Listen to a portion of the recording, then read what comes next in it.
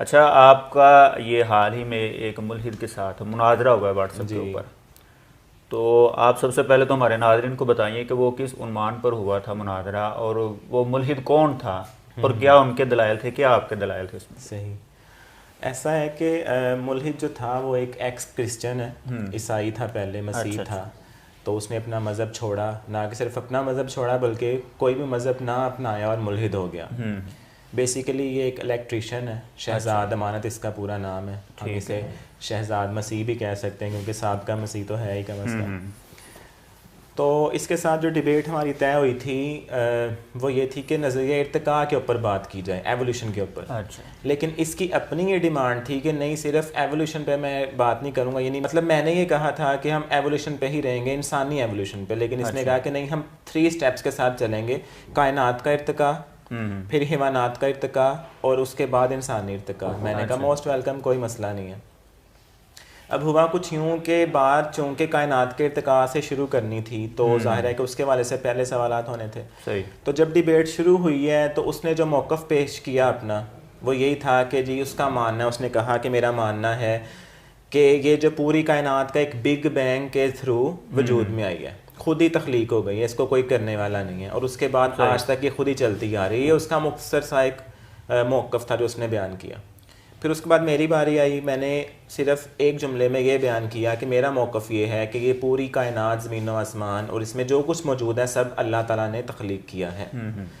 تو بات یہ تھی کہ اس نے ثابت کرنا تھا ایولیوشن کو، ارتقاء کو، کہ خود ہی سب کچھ ہو رہا ہے، اور میں نے یہ اسے بتانا تھا کہ نہیں، اللہ تعالیٰ اس کو تخلیق کرنے والے ہیں، اللہ کی مرضی سے چل رہا ہے، بالکل اللہ کی مرضی سے چل رہا ہے، اور اللہ ہی اس کو بنانے والے ہیں۔ ٹھیک ہے۔ اب جب اس نے اپنا موقف پیش کر دیا تو میں نے سب سے پہلا اس سے سوال یہ کیا کہ جو وہ کہتا ہے کہ بگ بینگ کے تھرو یہ پوری کائنات بنی ہے، تو میں نے بگ بینگ کے حوالے سے اس سے جو سب سے پہلی بات پوچھی وہ یہ تھی، میں نے کہا کہ بگ بینگ ہوا کہاں پہ ہے؟ جو تم کہتے ہو کہ ایک حادثے کے تھرو، ایک بگ بینگ کے تھرو یہ پوری کائنات بنی ہے، تو یہ کہاں پہ ہوا ہے؟ تو اس نے اس سوال کے جو 4 جوابات دیے وہ میں نے سارے لکھے ہوئے ہیں کیونکہ یہ آن لائن تھا، میں نے جیسا کہ ابھی بتایا۔ تو سب سے پہلا جو اس نے جواب دیا کہ بگ بینگ، جو میں نے پوچھا کہ کہاں پہ ہوا، تو اس کا کہنا تھا کہ بگ بینگ ہر جگہ پہ ہوا۔ اچھا، بگ بینگ ہر جگہ پہ ہوا۔ تو میں نے پوچھا کہ کیا مطلب ہر جگہ پہ ہوا، یہ تو کوئی لاجک ہی نہیں بنتا، ہر جگہ کون سی جگہ؟ تو اس نے ساتھ ہی بات بدل دی، پہلے اس کا کہنا تھا کہ ہر جگہ ہوا، پھر اس نے دوسرے نمبر پہ کہہ دیا کہ کائنات میں ہوا۔ اچھا، پہلے کہہ رہے ہیں ہر جگہ پہ ہوا، پھر کہہ رہے ہیں کائنات میں ہوا۔ تو ساتھ چونکہ وہ پہلے اپنے موقف میں یہ بتا چکا ہوا تھا کہ کائنات بنی ہی بگ بینگ کے تھرو ہے، تو کائنات کے اندر بگ بینگ کیسے ہو سکتا ہے؟ صحیح، دونوں باتوں میں اس کی تضاد آ گیا۔ جب اس کی یہ بات پکڑی میں نے تو تیسرے نمبر پہ اس نے جو بات کی وہ یہ تھی کہ خلا میں ہوا بگ بینگ۔ اچھا، پہلے کہا ہر جگہ ہوا، پھر کہا کائنات میں ہوا، پھر کہہ دیا خلا میں ہوا۔ تو میں نے کہا خلا کہاں تھی یہ بتاؤ، خلا میں ہو تو خلا کہاں تھی؟ خلا تو تب تھی ہی نہیں، کائنات کا حصہ ہے خلا۔ جب یہ پورا پروسیجر شروع ہوا تو تب ہی خلا بنی، تب ہی کائنات بنی، یہ سارا سلسلہ تھا۔ تو اس نے چوتھے نمبر پہ جو بات کی وہ یہ تھی کہ خلا میں ہر جگہ بگ بینگ ہوا، خلا میں ہر جگہ بگ بینگ ہوا، یعنی 4 باتیں اس نے بدل کے اپنی بیان کی ہیں جو کہ چاروں ہی متضاد باتیں، چاروں ہی متضاد باتیں ہیں، چاروں میں تضاد پایا جا رہا ہے، اس کی بات میں ایسے نہیں کر رہی۔ تو اس سے یہ ثابت ہوا کہ اس کو جو ہے وہ بگ بینگ کی ABC تک نہیں پتا، یعنی اس کو بالکل اس کے بارے میں کوئی نالج نہیں ہے کہ بگ بینگ ہے کیا۔ شاید اس سے پوچھا جاتا کہ بگ بینگ کا مطلب کیا ہے تو وہ یہ بھی نہ بتاتا، لیکن وہ پوچھا ہی نہیں ہے۔ تو بگ بینگ ایکچولی ایک بڑے دھماکے کو بولتے ہیں۔ تو اس سے پتہ ہی نہیں کہ کہاں ہوا، کیوں ہوا، کیسے ہوا، تو پھر کس بیس پہ وہ انکار کرنے پہ تلا ہوا ہے کہ کائنات میں یہ سب کچھ خود ہی ہو رہا ہے، خود ہی بن گئی کائنات۔ خیر بات آگے چلتی گئی، اس بات کا وہ جواب چونکہ دینے سے قاصر رہا تو میں نے کہا جاؤ میں تمہیں یہ سوال ہی معاف کرتا ہوں۔ آڈینس سن رہی تھی، سارے لوگ سن رہے تھے، میں نے کہا جاؤ، اگر اس بات پہ ہم رہے، وہ گھنٹہ ایک اس پہ گزر چکا ہوا تھا اسی بات پہ، تو میں نے کہا چونکہ ہم نے بات آگے بڑھانی ہے، آڈینس کو کچھ سکھانا ہے، صحیح، بالکل، جن لوگوں کو یہ گمراہ کرنا چاہتا ہے ان کو تو کچھ بتانا تھا نا اس کی حقیقت۔ تو میں نے کہا جاؤ میں نے یہ معاف کیا سوال، آگے چلتے ہیں۔ آگے چلا، اس کے بعد اس نے خود ہی ایک بات پہ آ گیا۔ اچھا سر، یہ میں ناظرین کے سامنے بھی رکھنا چاہتا ہوں بات کہ یہ سر نے جو پوائنٹ اٹھایا اس کے سامنے کہ بگ بینگ ہوا کہاں تھا، تو یہ ان کا ایک بہت بڑا پوائنٹ ہے جو آپ اپنے ذہن میں رکھیں، اور آپ کے سامنے یہ بات ہے کہ دیکھیں انہوں نے اس کے سامنے یہ پوائنٹ رکھا ہے ملحد کے سامنے تو اس سے اس کا جواب نہیں بن پایا، یعنی 4 جواب دیے اور چاروں ہی ایک دوسرے کا متضاد باتیں۔ بالکل۔ تو ان سے یہ جو نظریہ ارتقاء یا اسی طرح یہ بگ بینگ کی جو تھیوری پیش کر کے شور مچاتے ہیں، تو ان سے بیسک یہی سوال کیا جائے کہ یہ بگ بینگ کا جو دھماکہ ہوا یہ ہوا کس جگہ پہ تھا۔ تو یہ میں ناظرین کے سامنے رکھنا چاہتا تھا تاکہ ناظرین کے ذہن میں بھی ہو کہ ہم نے ان سے بات کس طرح شروع کرنی ہے۔ جی بالکل۔ جی آگے سر۔ اس کے بعد جو اگلی بات اس سے شروع ہوئی تو میں نے کہا کہ تم یہ بتاؤ جو تم بگ بینگ کرتے جا رہے ہو، یہ تھیوری، یہ نظریہ، یہ عقیدہ تم نے کہاں سے لیا؟ تمہیں کس نے کہا کہ بگ بینگ ہوا ہے؟ تمہیں کس نے کہا کہ کائنات خود ہی بنی ہے؟ تو اس کا کہنا تھا کہ ایڈون ہبل نامی ایک سائنسدان ہے، بڑا مشہور ہے، اچھا، تو اس نے یہ تھیوری پیش کی، اس لیے میں مانتا ہوں کہ بگ بینگ ہوا۔ دیکھیں اب ان کو الف بے تک نہیں پتا بگ بینگ کی کہ بگ بینگ ہوتا کیا ہے، تو صرف ایک سائنٹسٹ کے کہنے پہ مانا جا رہا ہے۔ اس بات پہ میں نے اس سے یہ پوچھا کہ سر مجھے یہ بتائیے گا کہ آپ کا کسی سائنسدان کی بات کو سچ ماننے کا معیار کیا ہے؟ کیا کوئی بھی سائنسدان کہہ دے گا جو بات آپ اسے مان لیں گے؟ یہ سوال اس لیے پوچھا تھا کیونکہ کئی ایک سائنسدانوں نے بگ بینگ کا بھی انکار کیا ہوا ہے اور ارتقاء کا بھی انکار کیا ہے، یعنی اس کے رد میں کئی سائنسدانوں کے دلائل ہمارے پاس موجود ہیں الحمدللہ۔ تو میں نے پوچھا کہ آپ کا معیار کیا ہے کسی سائنسدان کو ماننے کا، کیونکہ اسے پتا تھا کہ اگر میں نے کوئی ایسا کہا کہ میں تو سارے سائنسدانوں کو ہی مانتا ہوں تو میں پھنس جاؤں گا۔ اس نے اس سوال کا جواب ہی نہیں دیا، بات گول مول کر دی۔ تو یہ ایک بہت بڑا پوائنٹ تھا کہ اگر وہ کسی بھی سائنسدان کو مان لیتا، اس کی کسی بھی بات کو، تو ہم اسے کئی ایک دلائل رکھتے ہیں اس کے سامنے کہ سر یہ دیکھیں۔ یعنی یہ سائنسدانوں کا آپس میں بھی اختلاف ہے کئی مسائل کے اندر، بہت زیادہ۔ تو مسلمانوں کے اوپر یہ جو اعتراض کرتے ہیں جی آپ کا اختلاف بہت، آپ نے فرقے بہت بنائے ہیں، تو یہ تو کام پھر یہ بھی کرتے ہیں۔ بالکل، یہ ہم سے زیادہ کرتے ہیں، اچھا، مسلمانوں سے کہیں زیادہ کرتے ہیں۔ ٹھیک ہے، تو یہ تو خیر ان کی پکڑ ہم کریں گے انشاءاللہ تعالی اگلے آنے والے جو لیکچرز ہوں گے یا جو اس کے ساتھ مزید ڈیبیٹ ہوگی اس کے اندر۔ تو بہرحال یہ بھی بات میں نے اس کی معاف کر دی، میں نے کہا چلو چھوڑو، کیونکہ میں نے بات کو آگے لے کے چلنا ہے، اس کو ابھی اور بڑی جگہوں پہ پکڑنا ہے، تو اگر اس کو ایک ہی بات پہ رکھیں گے تو وہ تو ٹائم ویسٹ ہو جائے گا۔ جی بالکل، میں نے اس کو بھی چھوڑ دیا، میں نے کہا چلو چھوڑو پرے۔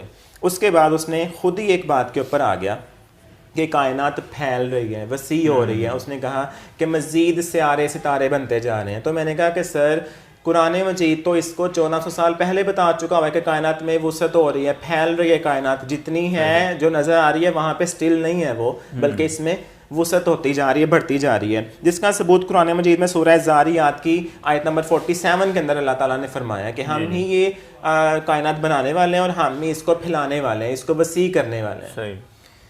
اب اس بات کو وہ گھمانا شروع ہو گیا، کیونکہ مسئلہ یہ تھا کہ اس کے ساتھ یہ شرائط طے ہوئی تھیں کہ اگر کوئی بات جو اس نے اپنی سائنس سے ثابت کی اور قرآن مجید میں یا احادیث میں وہ کہیں نہ کہیں پہلے ہی موجود ہوئی ہیں، اس کی طرف اشارہ دیا گیا ہوا، تو پھر اس کو یعنی شہزاد کو، ملحد کو یہ بات ماننی پڑے گی کہ جی ہاں قرآن سچ ہے۔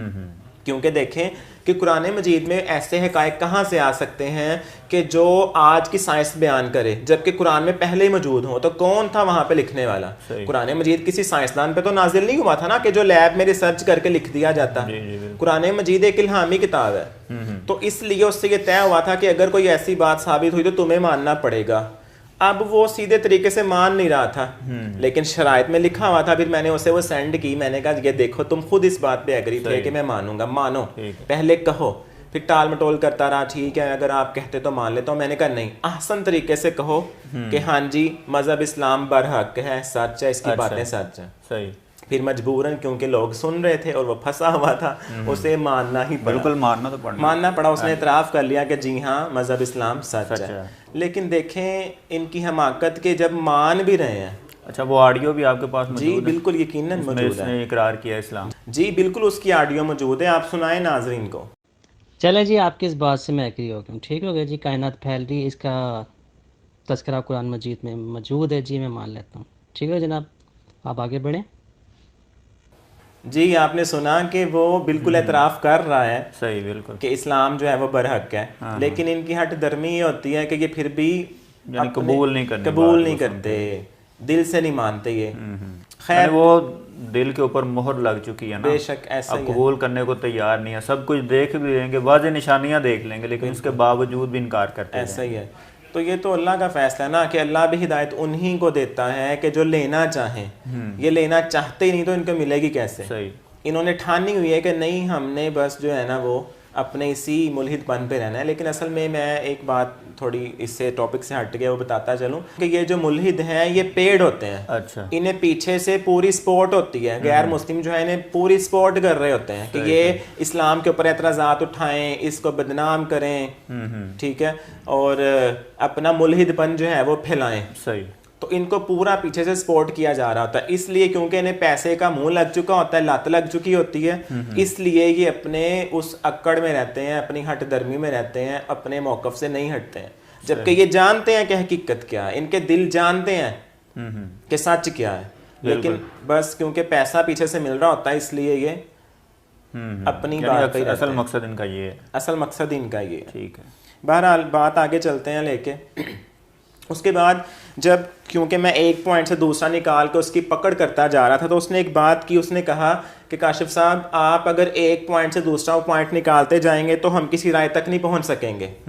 جبکہ شرائط میں اس کی یہ بات طے ہوئی تھی کہ جب تک ایک پوائنٹ کے اوپر دونوں فریقین جو ہیں وہ دونوں پارٹیز جو ہیں وہ متفق نہیں ہوں گی, ایگری نہیں ہوں گی, ہم بات آگے لے کے نہیں چلیں گے. اس کے باوجود بھی آپ دیکھیں میں نے اسے کئی ایک جگہوں پہ اس کو معاف کیا, چھوڑ دی اس کی بات کو, لیکن اس نے خود اپنے منہ سے پھر یہ اعتراف کیا اور کہا کہ آپ ایک پوائنٹ کے اندر سے دوسرا پوائنٹ نہ نکالیں ورنہ ہم کسی رائے پہ نہیں پہنچ سکتے. یعنی اس کو جب بات نہیں آئی تھی تو اس نے یہ کہہ دیا. اس کے بعد کہنے لگا کہ جناب یہ بگ بینگ تو ہمارا ٹاپک تھا ہی نہیں. جب اس کی بگ بینگ کے اوپر کافی پکڑ ہوتی جا رہی تھی تو کہتا بگ بینگ تو ہمارا ٹاپک ہی نہیں ہے, جبکہ ٹاپک ہمارا یہی تھا کہ ہوا بھی ہے کہ نہیں ہوا, تخلیق ہوئی ہے کائنات کی کہ ارتقاء ہوا ہے. اس کے بعد آگے جانا تھا. تو کائنات کے ارتقاء کے اندر یا کائنات کی تخلیق کے اندر بگ بینگ کو ڈسکس کیے بغیر ہم آگے کیسے چل سکتے ہیں؟ صحیح.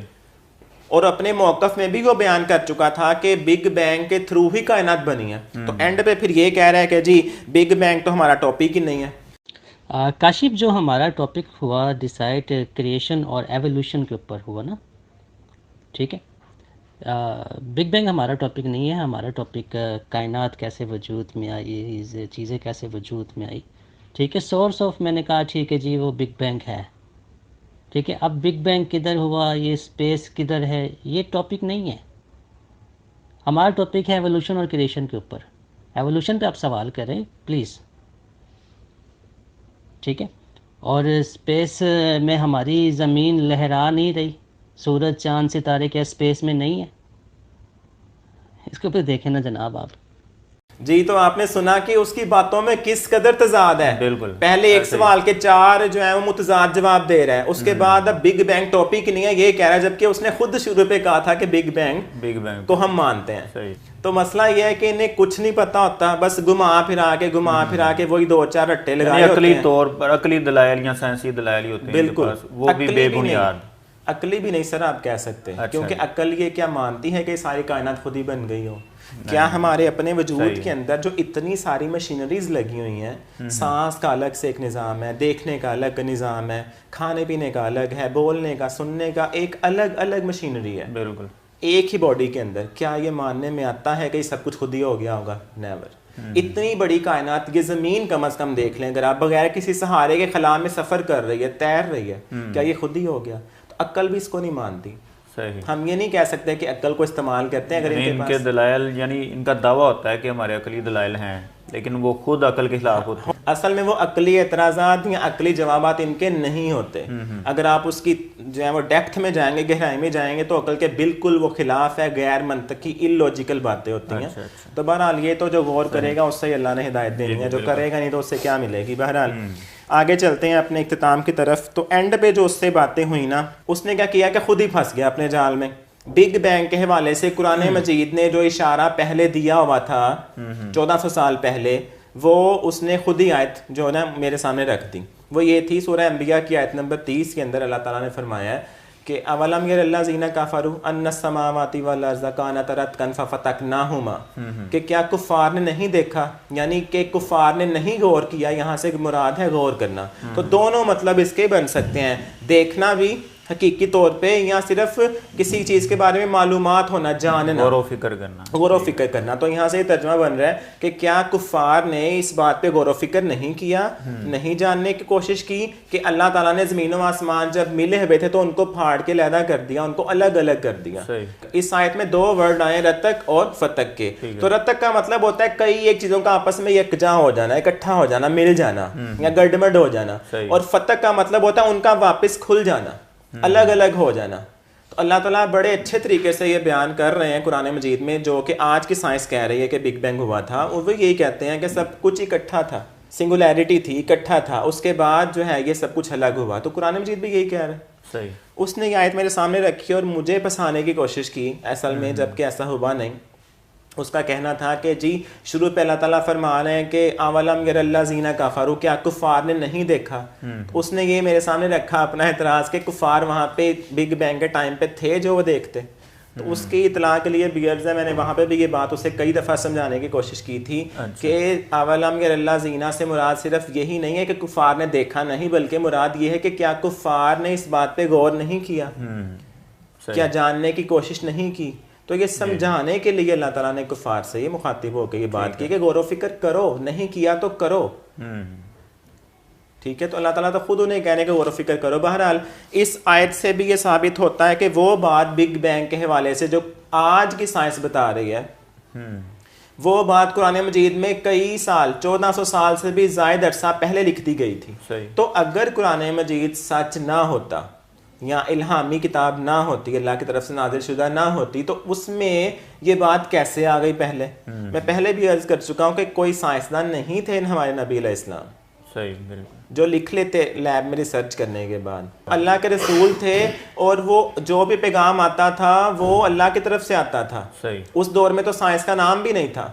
تو بہرحال یہ ایک لمحہ فکریہ ہے ملحدین کے لیے بھی، اور جتنے بھی لوگ اسلام پہ اعتراضات کرتے ہیں ان کے لیے کہ سوچیں کہ وہ باتیں کہاں سے آ گئیں پہلے، جو کہ آج سائنس بتا رہی ہے.